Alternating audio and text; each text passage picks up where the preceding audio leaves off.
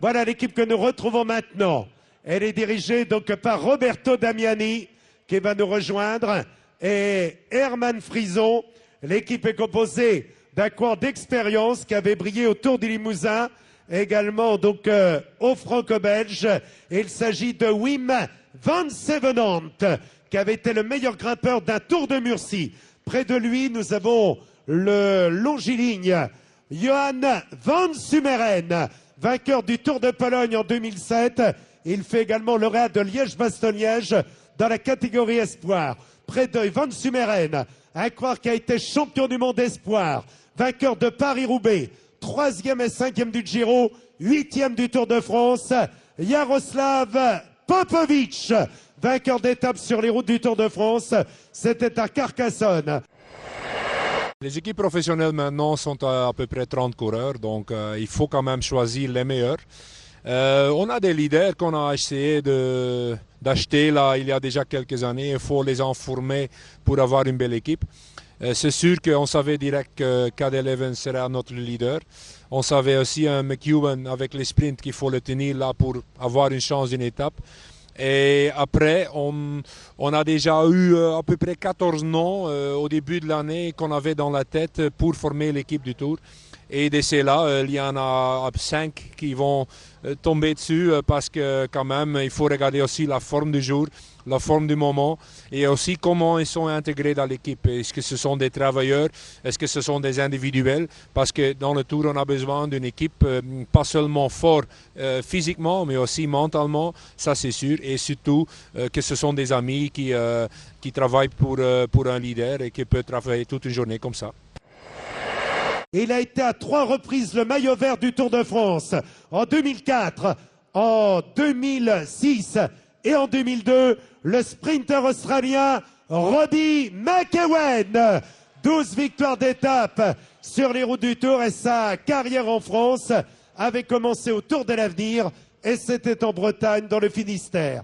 Près de lui, nous retrouvons un autre coureur de classique. Il a été plusieurs fois sur le podium du Tour des Flandres, 3 fois 2e. Il a été champion de Belgique et 6e des championnats du monde contre la montre. Leif Host, l'homme du Tour des Flandres, plusieurs fois donc à la 2e place. Nous avons l'Italien Dario Cioni qui fut 3e au Tour de Suisse, 4e au Giro et il avait commencé par le VTT où il avait connu le podium au championnat d'Europe. Nos objectifs sportifs avant d'arriver ici sur le Tour, c'était surtout avoir le jaune en Paris. On a vu un Evans qui, après une fois 8e, une fois 4e, une fois 2e, c'est toujours divisé en deux. Donc normalement, la logique nous dit que ce sera le gagnant, mais ce n'est pas si facile comme ça. Mais c'était vraiment notre objectif principal. Mais aussi, on a quand même visé avec McEwen d'avoir la possibilité d'en avoir encore une étape ou pas. Mais comme on l'a vu ici dans ce tour-là, il y a un KVDG énormément fort et vite. Donc ce sera très difficile. Mais ce qui était vraiment bien, peut-être que McEwen va gagner la dernière étape et que nous, on est en jaune à Paris. Ça, c'était un de nos objectifs. Il est revenu après une terrible chute. Il avait été le 2e meilleur jeune sur les routes du Tour de France.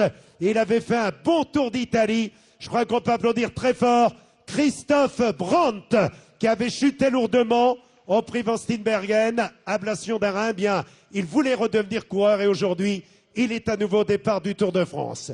Celui qui est aux côtés de Christophe Brandt se dit mais mon étape du Tour, je vais quand même la gagner. Il a terminé 3 fois 2e. Il s'est imposé dans la Flèche Wallonne où il a également terminé 3e. Vainqueur d'étape au Critérium International, Mario Hartz, vainqueur de la Flèche Wallonne. En vue de nos objectifs qu'on a fait, on est vraiment sur le schéma idéal. On a fait une semaine, la première semaine était très dure avec toujours le vent. Il y avait beaucoup de vent côté, beaucoup de vent aussi en Bretagne. Et c'est très dur de tenir un leader de ton équipe tout devant. Mais ça a bien réussi. On était vraiment là sur le schéma. On a fait un chrono vraiment bien. Déjà là, on a mis quelques secondes à des adversaires. Super baisse une deuxième fois.